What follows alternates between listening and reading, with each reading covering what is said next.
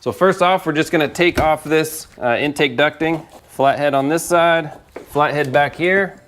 Probably be easier with the stubby over here, but, and then this electrical connector, and this should disconnect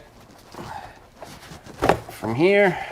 There's this connector here, and then there's a grommet underneath, so just pull up on this big box, and it'll separate. Let me show you. There's this right here, fits into a grommet hole. So getting the intake manifold off is gonna be a little bit of a chore. Whoever designed this didn't give you a whole lot of room to work with. So not the best design, a little frustrating, but we'll get it. So down here, that's too bright. There is that bolt, 13 millimeter. That's easy to get to with a ratcheting wrench. Then back there is another 13 millimeter. That's gonna be a little harder because you have that, I think this is for the AC, those metal lines are in the way. There's actually a metal bracket that's on that bolt that we have to pry off or get out of the way in order to get a ratcheting wrench on that one. So that's the frustrating one in the back. The front one is a little easier to get to. All these electrical connections and stuff like that, we just pull these retainers off just so we can get room and flex in there. And then there's the 10 millimeter bolts. There's two of them, one on that bracket and then one on the back bracket. We'll get those 10 millimeter bolts off, and this side is free. We have this right here we want to get off, and I believe that's it on this side. That's free. And then we come over to the passenger side next to the throttle body. We want to disconnect all of these electrical connectors connected to the throttle body. There's going to be two 10 millimeter bolts on top of this bracket. So there's one here easy to see, the other you have to feel for it, but it's back there. So two 10 millimeter bolts. Get some light back there.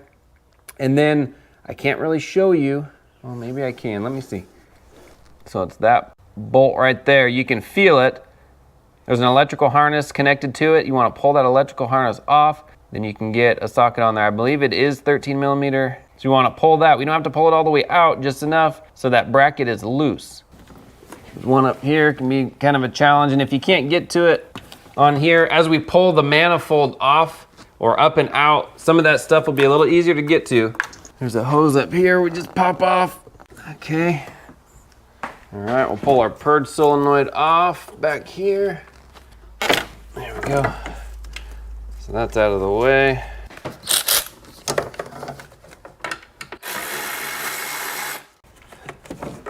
We'll pop this off here, just so it's a little out of the way for us.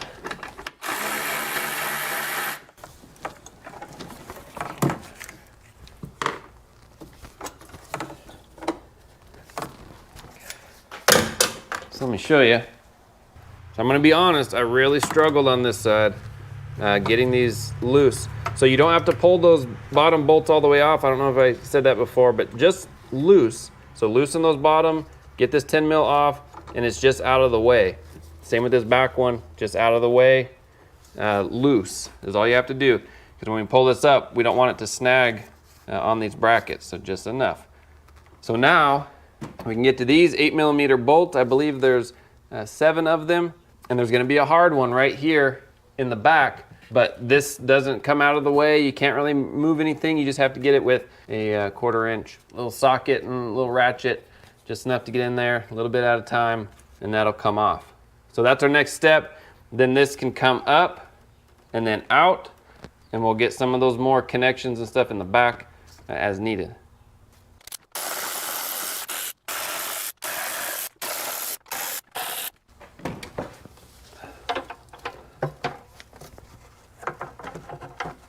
It's just getting stuck on this bracket back here. There we go. It's a little better. Okay, there's a hose back here. I can pop off. Big fat hose. And then this electrical connector I couldn't get to before. Pop that off, there we go.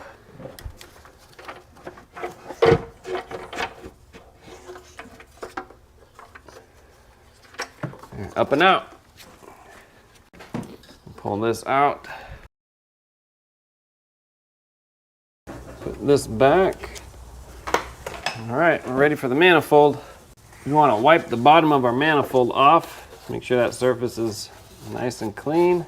I'm gonna put just a little silicone paste on our rubber. Somebody told me it helps with the rubber and keeps it conditioned, lasting longer. Whether that's the case or not, I'm not sure, but I know it doesn't hurt. All right, now here's a trick on these manifolds. When you flip it over, the bolts wanna come through and that'll prevent you from getting it on right. So tip it over, come underneath, and back it out a couple turns, and it'll get stuck. And now they won't fall out. Okay, so let's put this in. Watch the wiring harness. And these hoses, some of them we'll put on right now. At least this back one. I think there's just one hose we need to put on. It's easier now than later. All right, perfect. Then the other hose is easy to get to later. Make sure your thing's in the right place. That's set in pretty easy. Get a couple of these things started. Now these are 106 inch-pounds, just like the valve cover gaskets.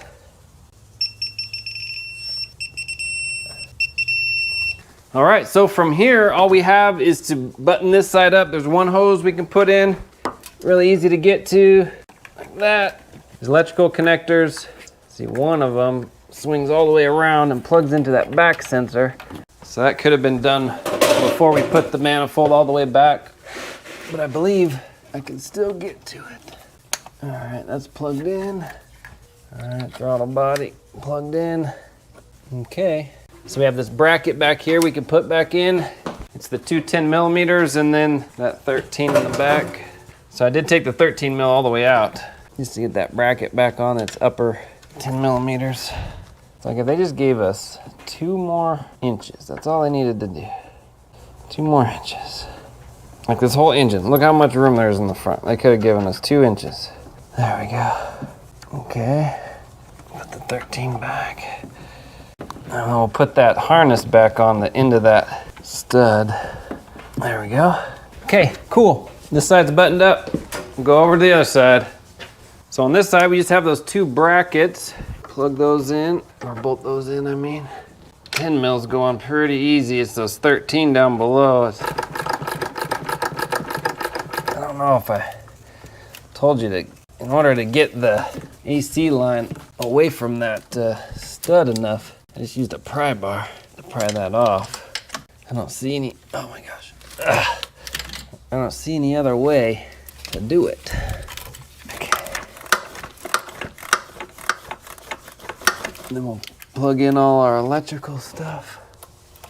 So that's pretty much it. I'm gonna button this up. I'm changing out the purge solenoid and this tube right here that broke. We're gonna go ahead and replace that. So I have the parts here already. I'm gonna do that off camera. It's just a couple of connections and that comes off.